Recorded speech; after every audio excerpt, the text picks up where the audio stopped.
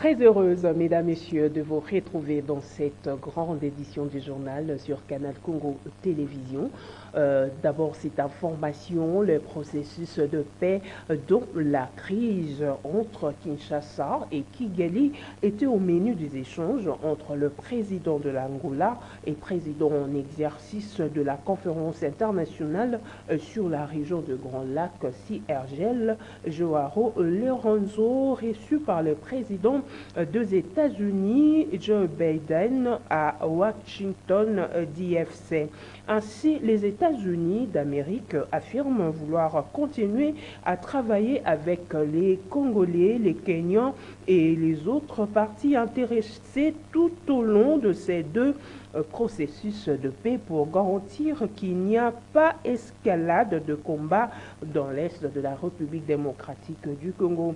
Et Joao Lorenzo joue un rôle essentiel dans la crise qui oppose la RDC et le Rwanda en offrant ses bons offices pour la désescalade.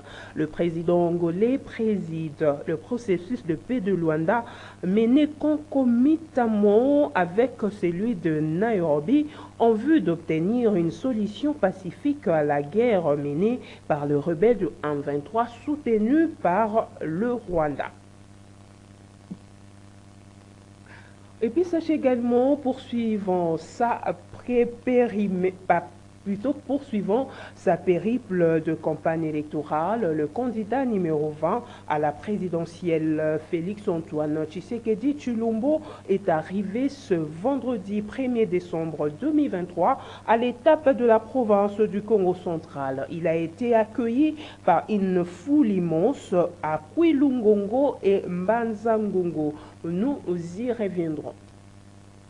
L'humanité a célébré ce 1er décembre 2023 la journée mondiale de lutte contre le VIH-Sida. En République démocratique du Congo, le vice-ministre de la Santé publique, Hygiène et Prévention a donné l'égo des activités marquant cette 35e édition de la journée de lutte contre le sida. Le thème retenu est Ensemble pour le renforcement du leadership de la communauté pour vaincre les VIH-Sida d'ici fin 2023. Niwa Pezo et Maxi pour le reportage.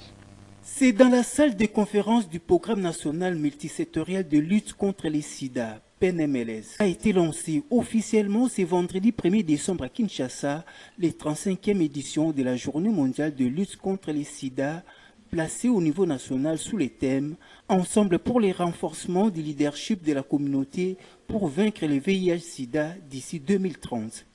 Les personnes vivant avec VIH, les partenaires du ministère de la Santé ainsi que des ONG impliquées dans la lutte contre cette pandémie ont pris part à cette célébration.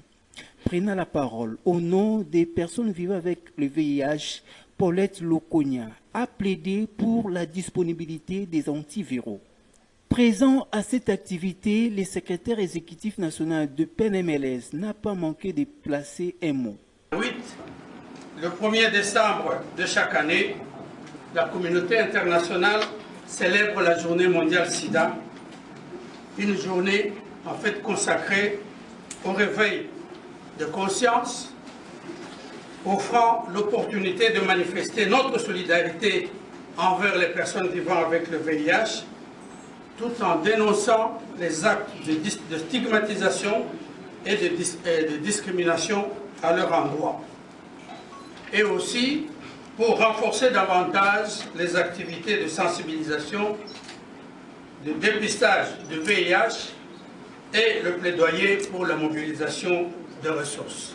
Pour sa part, dans son mot de circonstance, Serge Olène, vice-ministre de la Santé publique, Hygiène et Prévention, est revenu sur l'engagement du gouvernement de la République en faveur de cette catégorie de personnes. Notre pays est un grand tournant et il est essentiel que toutes les matrices soient mises en œuvre pour assurer la santé et le bien-être de la population. Et il y a lieu ici de vous rassurer, l'engagement de son Excellence, Monsieur le Président de la République, le chef de l'État, et celui de son gouvernement pour l'avènement d'une génération sans sida. D'ici à l'horizon 2030 en République démocratique du Congo, dans un contexte de couverture santé universelle. En outre, il sied de rappeler l'engagement de toutes les institutions de la République au travers du Conseil national multisectoriel de lutte contre le sida, en sigle CNMLS, que préside son Excellence le chef de l'État personnellement pour la mobilisation des ressources, tant au niveau domestique que des partenaires bi- et multilatéraux. C'est par la visite des stands où étaient exposés les différents produits de lutte et de prévention contre le VIH-Sida que s'est achevée cette journée dédiée à la lutte contre cette pandémie planétaire. Dans le cadre de la célébration de la journée de lutte contre le VIH, célébrée ce 1er décembre 2023, axée sur le thème du leadership de communauté, un constat se dégage. De moins en moins, les discussions de quinoa dont de groupes sont axés sur cette maladie. Beaucoup semblent ignorer son existence, d'où l'essence de ce reportage de Junior Boulafa et Georges Libengue. Depuis le début de cette pandémie, presque 90 millions de personnes ont été infectées par le VIH dans le monde entier. Et plus de 40 millions de personnes sont mortes des maladies liées au sida. Aujourd'hui, presque 30 millions sur 40 millions, c'est-à-dire 76% des personnes vivant avec le VIH, en 2022, avaient accès à un traitement antirétroviral. En RDC, 82% des 490 000 personnes vivant avec le VIH qui connaissaient leur statut sérologique étaient sous traitement en 2022. La baisse des décès liés au VIH en RDC est sur la bonne voie, comme nous avons entendu. C'est à 72%, c'est réduit par 72% entre 2010 et 2022. Mais le traitement reste largement inaccessible pour les enfants en RDC. Seulement 44% des enfants sont sous traitement contre 88% des adultes. Et notre but reste d'atteindre 0 décès grâce non seulement d'un accès égal au traitement, mais grâce à une prévention accessible et un soutien pour toutes les populations vulnérables, grâce au respect pour l'égalité et les droits humains et la dignité de toute femme et fille, toute population clé, tout enfant, tout adolescent, toute personne âgée. Alors, il nous faut vraiment un système, une réponse avec la capacité de nous atteindre, de nous servir partout où nous vivons. Le thème de cette année, confier le leadership aux communautés, nous invite tous à reconnaître que l'implication totale et efficace des communautés dans la riposte au VIH a toujours été et reste notre meilleure opportunité d'avoir une riposte véritablement transformatrice là où les gens vivent. Nos excuses, vous venez là plutôt de suivre la réaction du docteur Suzanne Kassédé, représentante pays de l'ONU-SIDA en République démocratique du Congo, est revenue sur les statistiques de malades au VIH.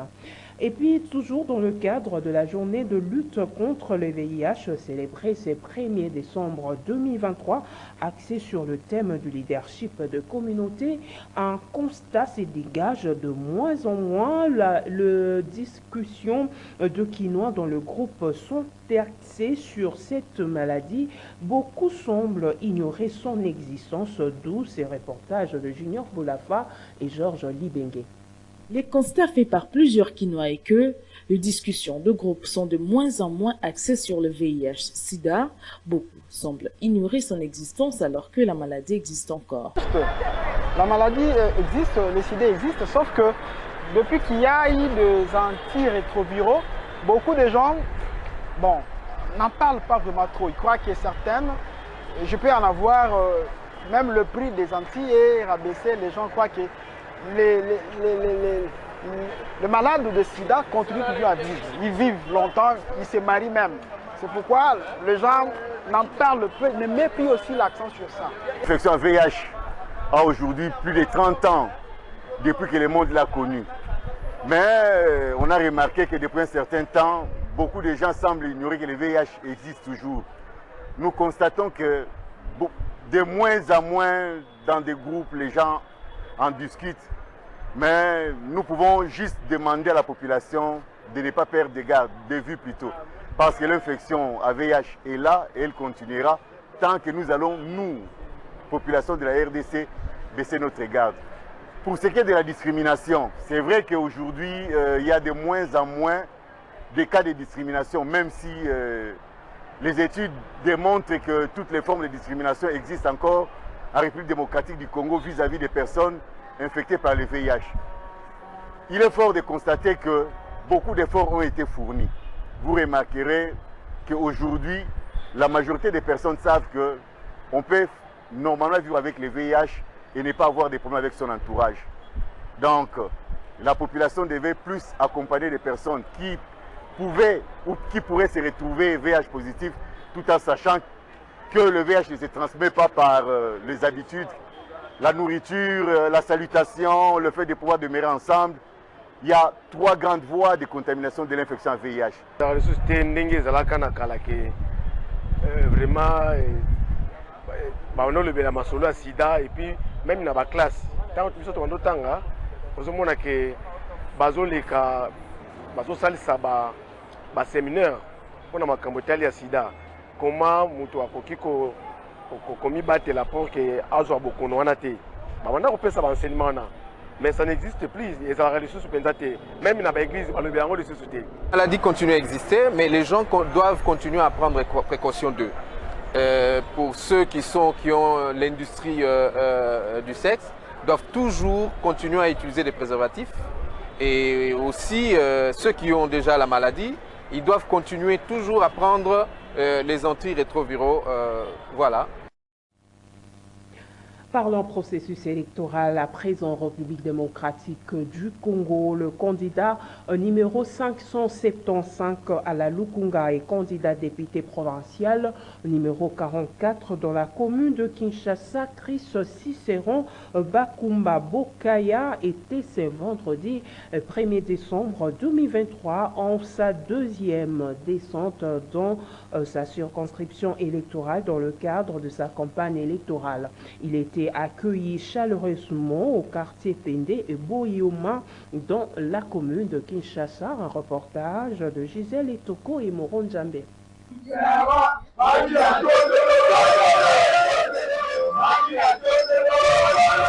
La campagne électorale de porte-à-porte du candidat député national numéro 575 à Lukunga et candidat député provincial numéro 44 dans la commune de Kinshasa prend la vitesse de croisière. Après les quartiers Ngwaka, Mongala, où il a convaincu les électeurs, Chris Cicéron Bakumba Bofaya était descendu en cette première journée du mois de décembre au quartier Pende et Boyoma dans la commune de Kinshasa. Le double candidat de Lukunga numéro 575 et 44 dans la commune de Kinshasa a bravé l'impraticabilité de certaines rues pour entrer en contact direct avec sa base.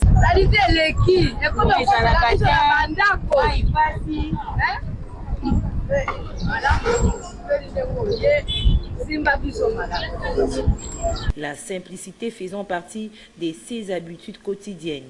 Distribuant à chaque personne des flyers avec mention voté numéro 575 à Lukunga et 44 dans la commune de Kinshasa, Cicéron Bakumba Bofaya sollicite le suffrage de la population pour porter leur désirata au perchoir de l'Assemblée nationale ainsi que de l'organe délibérant de la ville de Kinshasa. Partout où il est passé, hommes, femmes, jeunes et vieux n'ont pas manqué d'avouer leur approbation au message du prochain élu.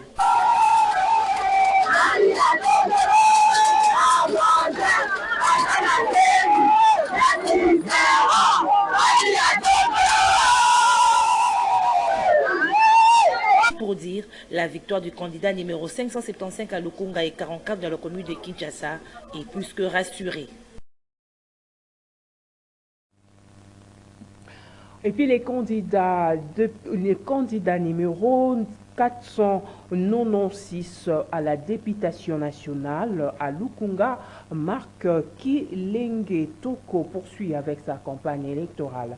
Le dimanche dernier, il a communié avec les fidèles de l'église Saint-Norbert à Mongafula et de la communauté ICI à Kanluka dans la commune de Ngalema avant d'échanger avec une foule immense de sa base. Un seul message, solliciter leur suffrage afin d'être leur interlocuteur à l'Assemblée nationale. Suivez.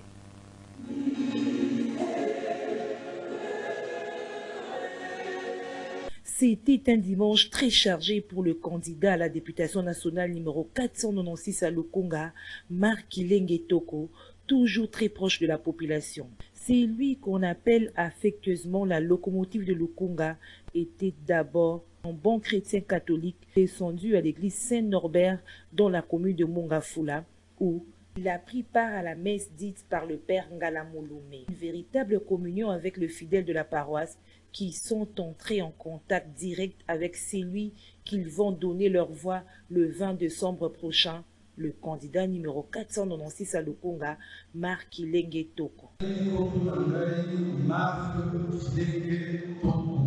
La possibilité de la députation nationale à Lukunga numéro 496. Marc Kilenge Toko, candidat numéro 496 à Lukunga, ne s'est pas arrêté là. Il s'est rendu ensuite à la communauté ICI au quartier 3 à Kanluka dans la commune de Ngalema. Avec le même message, solliciter leur suffrage afin d'être leur interlocuteur à l'Assemblée nationale. Il a toujours été proche d'eux. Pour vous en convaincre, un bureau de sa fondation Kitoko est installé non loin de là. Pas de répit pour Marc Kilenge Toko qui a poursuivi son périple de campagne électorale avec sa base au quartier 3 du Kanluka. Un même message transmis à la foule.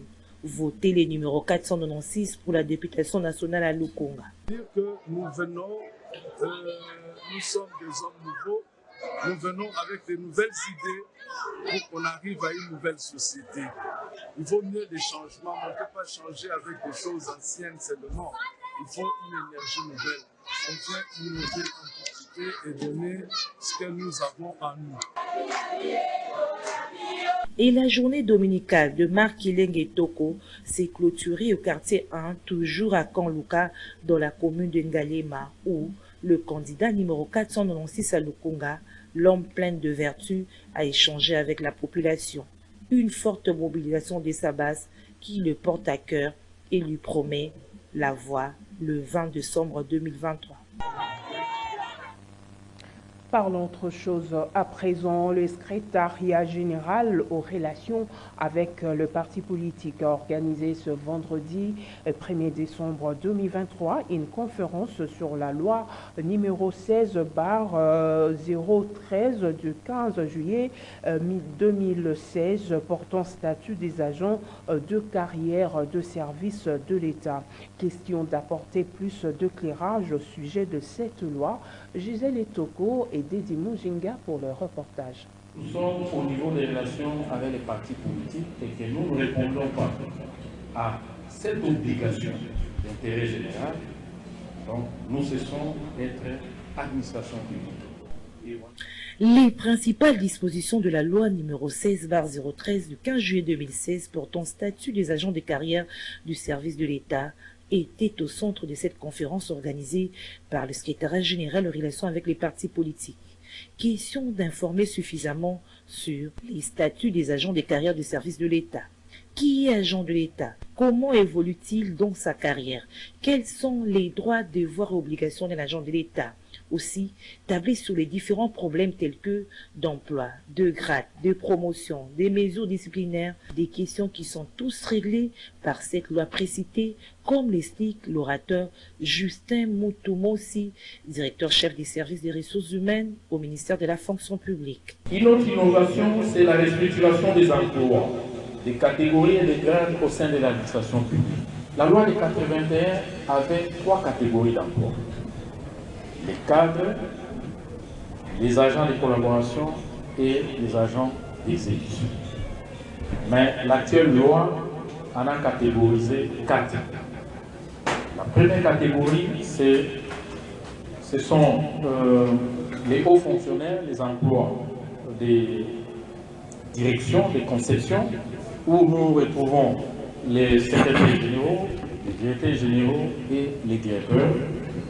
La deuxième catégorie d'emplois, ce sont les cadres supérieurs, où nous retrouvons les chefs de division, les chefs de bureau.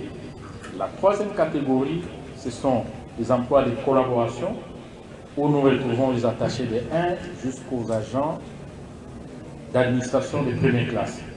Et la quatrième et la dernière catégorie, ce sont les agents d'exécution.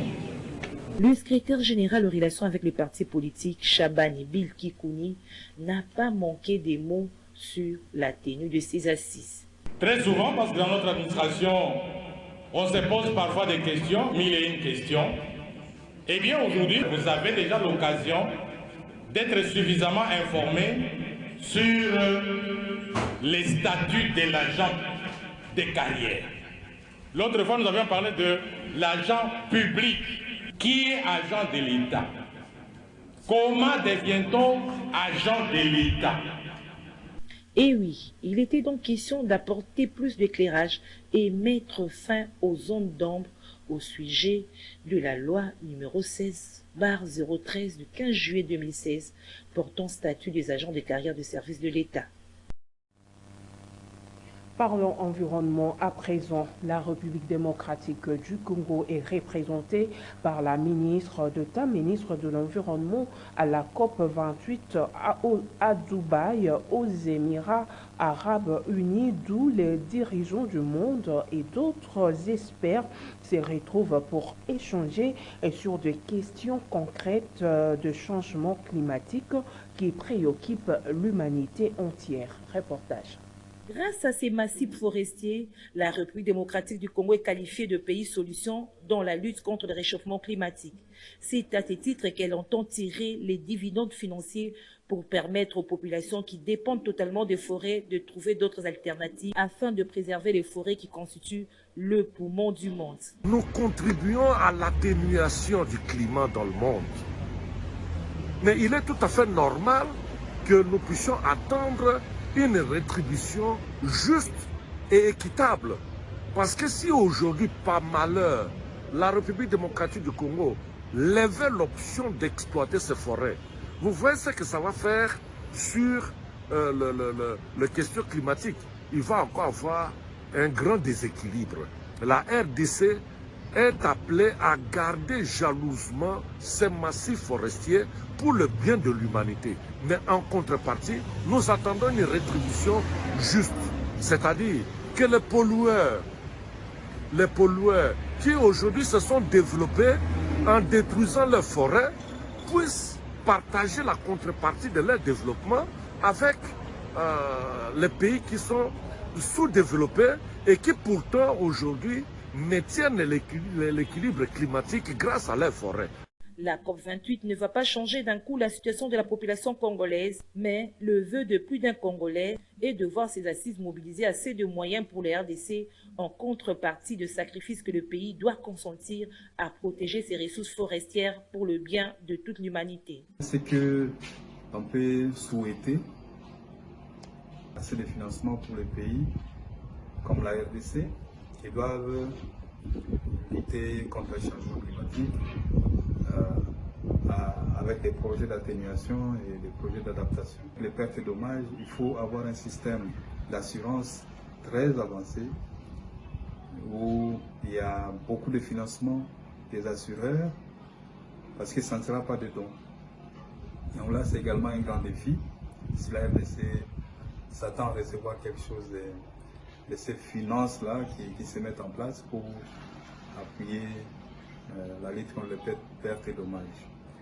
Parce que la RDC souffre déjà pour réunir les moyens pour l'atténuation et l'adaptation. Au-delà de tout, les assises de Dubaï constituent pour la République démocratique du Congo une opportunité supplémentaire afin d'affirmer son leadership régional, africain et mondial sur les questions relatives à la lutte contre les changements climatiques conformément au programme d'action du gouvernement pour la période 2019-2020. Le gouvernement devra activer toutes les stratégies pour arracher de fonds nécessaires afin de soulager les populations vivant essentiellement des activités qui causent la déforestation. Parlons société à présent. Avant de nous séparer, il suffit de faire un tour devant les bâtiments administratifs de la DGDA à Gombe. Vous verrez un groupe de gens qui passent la nuit à la Belle Étoile. Ces personnes sont des temporaires de cette régie financière. Elles travaillent au poste frontalier de Lufu au Congo central. Ils réclament leur mécanisation après avoir passé plus de 9 ans au sein de cette entreprise. Suivez. Ce sont les temporaires de la DGDA. Après avoir passé plus de 9 ans au poste frontalier de Lufu dans le territoire de Songololo au Congo central, ils réclament leur mécanisation car, disent-ils, de personnes inconnues sont engagées alors qu'eux travaillent depuis 2012. C'est pour entrer dans leurs droits qu'ils sont descendus à Kinshasa et n'ayant pas d'endroit pour loger, ils passent la nuit à la Belle Étoile devant le bâtiment administratif de la DGDA ici dans la commune de la Gombe, à l'indifférence totale des autorités de cette régie financière. Toye awa pona ko revendiquer droit na biso ya engagement. Depuis to bande ko sala musala DGDA et que ça biso engagement et que ça biso matricule. Et voilà pourquoi depuis 2012 toza na musala na DGDA a ko passer biso te na matricule na biso. Po ba mécaniser biso to sala to ba na musala na ndenge sengeli. DGDA na yambi biso te eloko moko te azokota na mutuka azobima.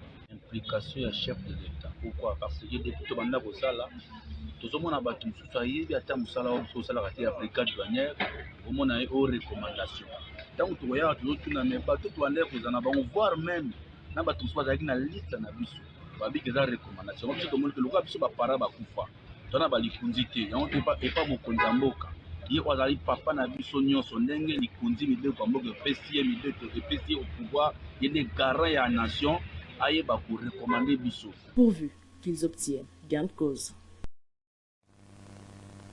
Mesdames, Messieurs, c'était un plaisir de vous présenter cette grande édition du journal. Merci de votre aimable attention. Retrouvons-nous prochainement et au revoir.